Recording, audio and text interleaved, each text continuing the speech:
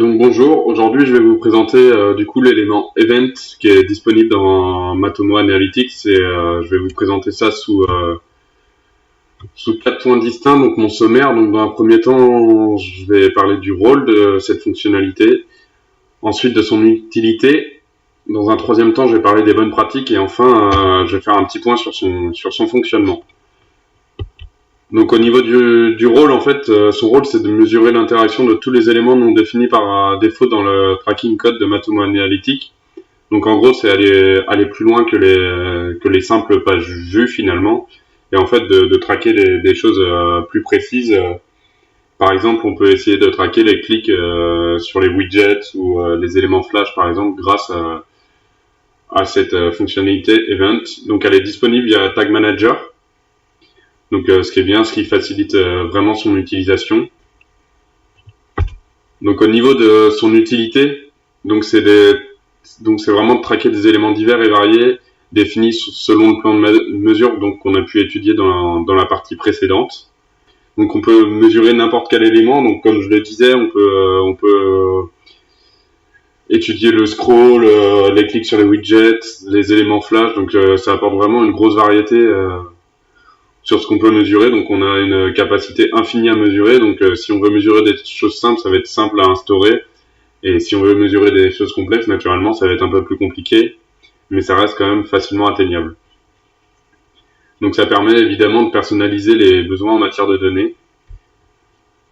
Et donc l'intérêt de la fonctionnalité Event, donc on peut le faire directement via le code HTML. Donc, ou sinon, c'est plus simple de le faire peut-être sur Tag Manager, du moins pour débuter. Donc qui nous laisse la possibilité en fait de rentrer cette fonctionnalité beaucoup plus simplement via le Tag Manager de Matomo.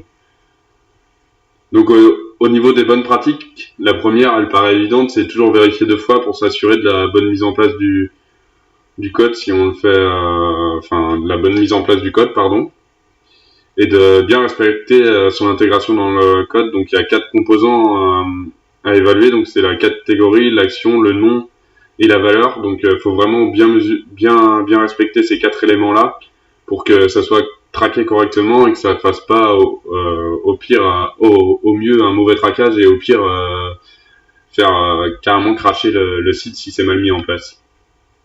Et aussi au niveau des bonnes pratiques, ce qui est important, c'est avant de dire tiens, je vais traquer ça, la première chose à faire c'est bien définir quand est-ce qu'on veut déclencher l'événement, est-ce qu'on veut évaluer avant peut-être plutôt que de se lancer directement dans l'utilisation de cette fonctionnalité.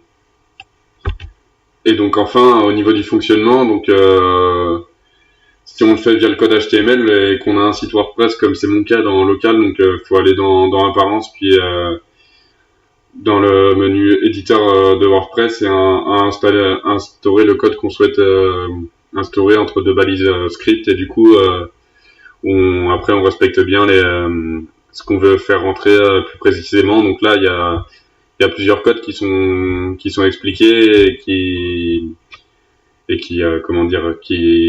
visent à traquer des notions en particulier qu'on souhaite traquer.